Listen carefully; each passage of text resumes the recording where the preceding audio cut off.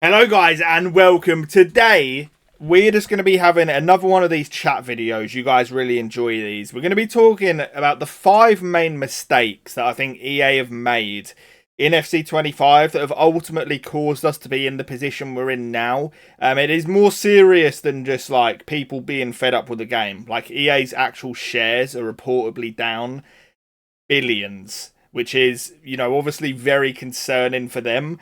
There's been a lot of things that have come out recently, about FC26 and their big plans for it because they simply cannot afford to have another year like they've just had now. It has been the worst since I can remember. Not just in sense of like how I feel about the game, but just how the game has performed for EA has been disastrous. So we're going to talk about it, and I want to hear your opinion. So please do let me know. Let me know one thing in the comments that you think would massively improve the game going forward for FC26.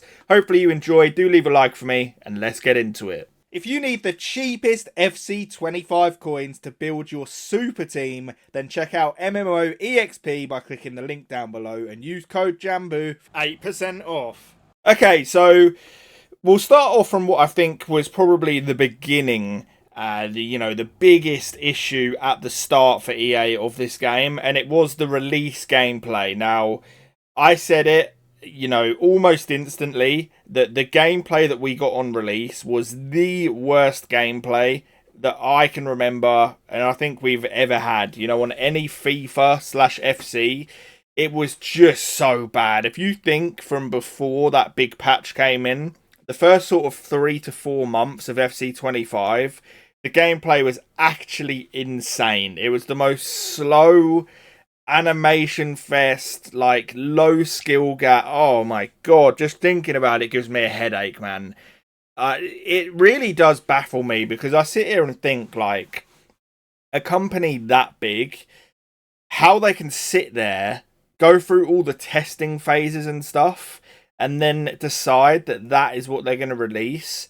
Genuinely mind-blowing. You just had Travellas going in from outer space, which you do still have as well now, but it was even worse. The finesses. You had the first time over the top through balls. Just a general lack of like AI movement. There was no pace in the game. Like defenders were just with ease catching up to strikers. It was just the most frustrating game I think I've ever played. It felt like half the time with all the animations and stuff that it basically weren't me playing. I was just sort of sat there, like with the controller in my hand and watching a game unfold and play out in front of me. That's genuinely what it felt like. Just awful. You just have to hope that for next year, EA go back to sort of somewhat of what FIFA used to feel like. I'm not saying we have to have like a full-on arcadey game. I know there is some people out there that really like the graphics and animations and things, but it was just way too heavy. It still is way too heavy. Even though the gameplay has gone forward, in my opinion, since the release, it's still miles off where it needs to be. Because ultimately, if you have a game where the core gameplay isn't fun, which is where we're at now, the game is set up to fail because you can have as many, pack and menu content and stuff as you want. And yes, like EA still make a lot of money, but for the long-term future of the game, you need like a fun, rewarding experience where people are happy to just go in and play with the gameplay. And I think EA would make far more money, in my opinion, even though it seems like they try and steer people away from the gameplay to be sat on the menus and stuff, spending money. Imagine if you really enjoyed the gameplay and you were excited to go into games with the team that you were getting on the menu. I would argue that people would spend even more money to be able to have that experience. We'll go on to point 2, which is the power curve.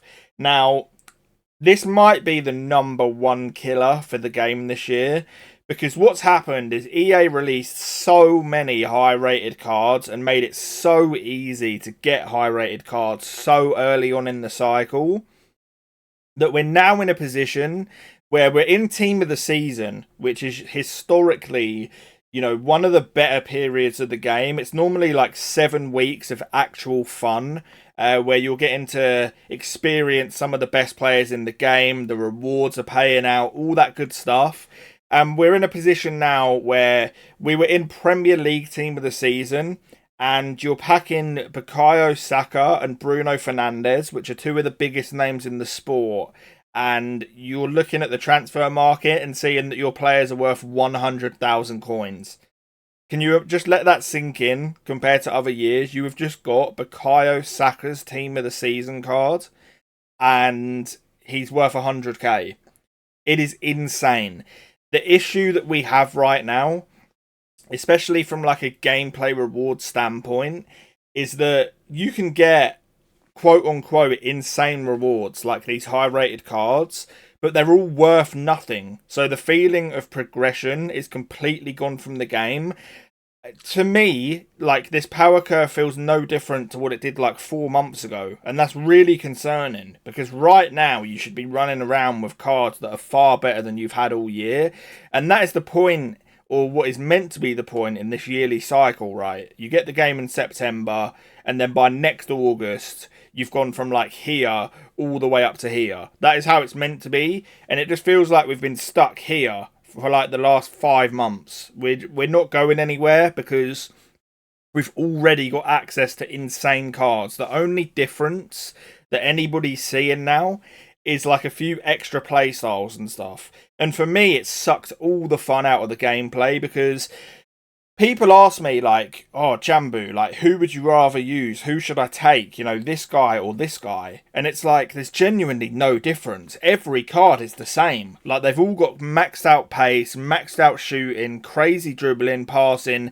It is literally, they're all the same, bar height, body type, and a few playstyles. And that really ruins the fun for me, because I like the idea of certain cards feeling unique and stuff, and using different players. And whenever I step on the pitch on FC25, it genuinely just feels like every card is the same. And that is a massive, massive problem for me. That is something that they need to address. I don't think they'll make the same mistake next year. This is definitely the worst we've had it in the terms of a power curve that just got out of control so early. They normally do a fairly decent job, you know, of balancing it, and you end up getting to like team of the season, which is a hype period, and then you go on to like footies where they release the crazy cards. You got to think, you know, if you compare it to like last year, if most of your guys' teams now, you have the equivalent already of what like footies would have been last year. You've already got all these cards that are 5-star, 5-star, maxed out stats everywhere. And just adding in like an extra couple of playstyle pluses, it's just not fun. It's playstyles, I think, themselves have been a disaster compared to what they were sold as, which was meant to be giving players like a unique feel. That's not what it was been. It's not what it has been at all. You're not able to play a 5-yard pass without Tiki Taka Plus. You can't finesse shot properly without finesse. Like, basically every playstyle in the game, whatever the playstyle is, if you don't have it, you can't do that thing. And it's just really ruined the balance of the game for me. Point 3. Now, I've sort of titled it as the patch reversing. I'm not saying that's what happened.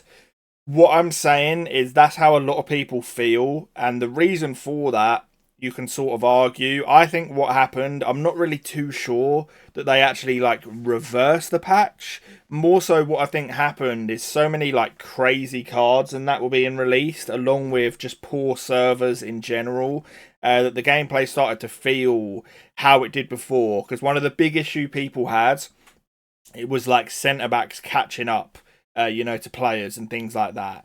And we started getting this influx of like 90 pace centre backs.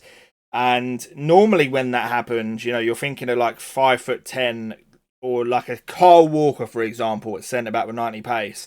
That's not even what's happened here. You know, you're getting 6'4" beasts like Saliba, Gabriel being released with 90 odd pace, and it's just really broken like the flow of the game, because getting in behind now is very difficult. Centre backs and defenders catch up with ease, and it just feels like it's you're just stuck in mud all the time is the feel that you get, because it's very rare now that you will actually see like a player get the ball and get in behind. It's just too easy to catch people. There's so much AI assistance, and I think people were really happy, if you remember, when that patch first dropped. There was a massive influx of people, and even EA, to the point where they were saying that they were purposely like not patching things and stuff to leave the gameplay how it was. Like, people were really happy, but if you ask people now, they're really not happy with the gameplay again. So that is another issue for EA. I think next year, focusing on the balance of the game is very important. It has to last throughout a cycle. You cannot have a thing where just for 1 month out of the 12 people are enjoying the game, and then for the other 11 they're suffering. You got to think, like, ultimately, like, we're so stuck in this cycle as like FC/FIFA players, because we're so used to what FIFA was, which is like you sit on the menu a bit, you know, you jump in and play your games. But when you actually sit down and think about it, this is supposed to be fun. Like, I know that will sort of fly over your head because we've been so conditioned into what this game is. You're meant to come on this game and actually enjoy yourself, which is something that I feel not a lot of people at all do. You jump on here because it's a chore, and you feel like that you're not wanting to miss out on the next SBC or objective and progressing your team. But that leads back to what I said, like the whole progressing your team, it feels like that's been and gone this year anyway, because everybody is just stuck, and you know, you're packing these 92 rated cards and all it is fodder, like, for the next SBC. So we're in a really vicious cycle right now where, like, you can't upgrade your team properly. People aren't enjoying the gameplay. You're jumping on, doing the bare minimum possible, and then getting off, which is really, really unhealthy for a game. Like, it's about surely retention and trying to keep people playing. And people don't want to be on this game, which is obviously showing in the fact that EA stocks are down so much. We then have point 4, which is way too many promos. Now, I don't know how many of you guys have been around playing this game or this franchise for as long as I have. Back in my day, there was nowhere near the amount of promos as there is now. And a lot of these issues sort of intertwine together, because the fact that there's been so many of these promos, there is a new promo every single week now. And the fact that this has happened is what's led into not being able to progress your club, the power curve being crazy, and all these other things that follow on from it. And I think what used to be special about a promo in FIFA was the fact that it was like a new promo and it was something fresh, right? Whereas now, there's genuinely so many promos flying about that I have no idea what's going on half the time. It just looks like the same old cards but a different colour. There's way too many promos that people just don't care about. And the reason they don't care is because it is just boring and stale now. Like, EA are just forcing out promos just for the sake of it. The perfect balance for this game, in my opinion, would be a new promo maybe every few weeks. But in order for that to happen, you have to have fun gameplay that people can do in the meantime. The reason there's so many promos and the reason they're churning them out is because they need something to draw people into the game, because the core gameplay is so bad and unfun. So that is the sort of cycle that they're stuck in right now. Because if they don't release a promo, people will moan. And the reason they'll moan is because a promo is all they have to do on the game. Because they don't want to touch the gameplay, because that's boring and not fun. And, you know, what it's led to is, if we have a look on the screen now, you know, you go to players that are between 1 and 200k or whatever. Look at this. These are all 100k, 96 rated card, by the way, with these stats. 5-star skills. A few years ago, this would have been millions. Like, this is a crazy card, and it's worth absolutely nothing. So it's no wonder that the progression and stuff has gone away from the game, when there is no progression, because everyone can afford this. Like, one of the better cards and highest rated cards in the game. And, it's just crazy. But, like, the other issue is you have cards like that are 96, that are right at the top of the power curve. But to get that absolute top power curve, which for example would be like R9, I can't even remember. Is Become Immortal? I think it's that one. or Immortals icon. It's that one, isn't it? He's extinct at like 15 mil. So to get the absolute best is impossible, but to get nearly the best, it's just too easy. Everyone has it, and there's no value in any of the rewards or anything. Which leads on to the final and fifth point, which is just an unrewarding experience in general. And all of the things we've spoke about can fall under this bracket. But ultimately, what we're seeing is you're sort of playing this game, and the whole point, as I said in Ultimate Team, is to try and slowly upgrade your club throughout the year until you get to those final couple of months where you have an endgame team. Sadly, the issue is everyone's had an endgame team now for months, and it's just too easy to do it. And what that also affects is things like the Team of the Season Champs Rewards, right? Which in the past, they've always been a massive thing. Like, Team of the Season was a 7-week period that everyone looked forward to because you're getting like these crazy cars that you can try out. Whereas now, it is so unrewarding because you're getting your, even if you get like a rank 1 finish, by the way, which I understand 99.9% of people aren't doing. But if you get a 15-0, you're still walking out of there with fodder rewards that aren't going to make your team, which just cannot happen. Like, you cannot have Team of the Season, which is what meant to be one of the biggest and best promos of the year, not paying out and upgrading your team. Because when that happens, all it is just another promo, which is a huge issue that we've spoke about. And they really, really need to work on this game next year. Because if we have another year like this, it will be disastrous for EA. They cannot afford, in my opinion, to have another year like this, because it has been the worst since I can remember.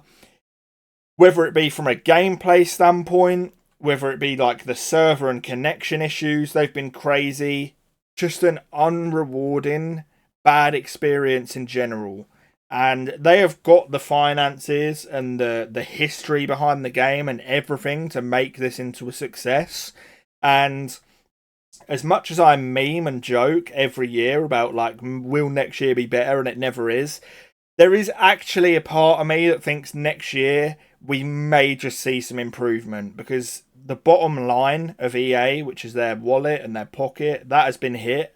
And when that happens, I think that's when there's going to be real change. So we will have to wait and see. Look forward to hearing your guys' opinion on it. Do let me know your thoughts. I'm always interested. If you enjoy this style of video and you made it this far, do drop a like for me. I'll catch you guys on the next one. Subscribe for more, and peace.